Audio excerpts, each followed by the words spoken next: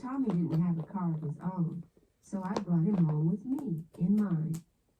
I wasn't embarrassed by the fact I lived in a two-room shack. I wasn't embarrassed by the fact that the house was absolutely filthy and smelled like old trash, dirty clothes, and grimy dishes. I didn't care about any of that, since I figured he'd only be there one night, so it wasn't like I had to impress him or anything. Little did I know, he'd be a one-night stand that would last over 5 years. Chapter 3. The next day, it took me a moment to come to.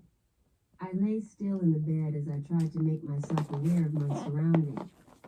When I opened my eyes, the light coming in through the tattered, dirty white curtains stung like hell. I shut my eyes and kept them closed. I lay there for a moment to make sure I didn't have to throw up. Once I was sure my stomach wasn't pissed at me, I did what I usually did first thing in the morning. Reach under my bed for my weed tray. As I felt around for the tray, I never opened my eyes.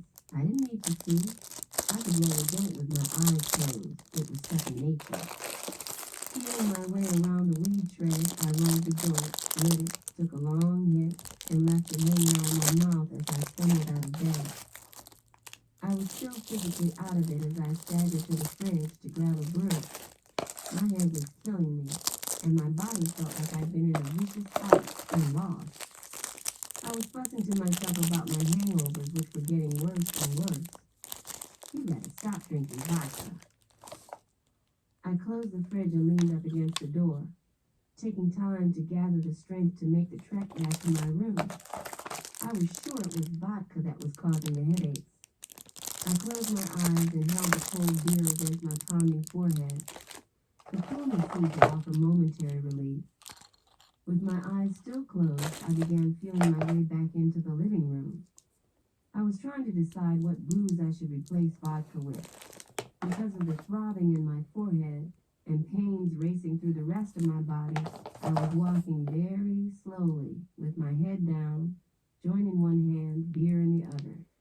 It wasn't until I jammed my foot into the wall that I realized it would probably be a good idea to open my eyes. Tommy was sitting in the living room, wearing nothing but his underwear, watching my rinky-dink little black and white TV. Even though I now had my eyes open, I was so out of it mentally that I didn't see him until I was halfway into the living room. His presence startled me. "You still here?" I asked irritatedly. My one-night stands usually slipped out during the night or early in the morning. I didn't care, so long as they were gone by the time I came to. I felt like shitting up without having the object of my exploits hanging around as a remnant. "Well, I thought I'd wait for you to wake up so we could go and grab some breakfast." Breakfast? Who was this idiot? No one ever offered me breakfast. Maybe hush money to ensure my silence in case I ever ran into them with their wives. And on occasion, a couple of bucks left on the nightstand in a desperate attempt to erase their own feelings of dirtiness and shame. But breakfast? My gaping mouth and bulging eyes must have showed my surprise. "What's the matter? You act like you've never been to breakfast before." With a one-night stand, I hadn't.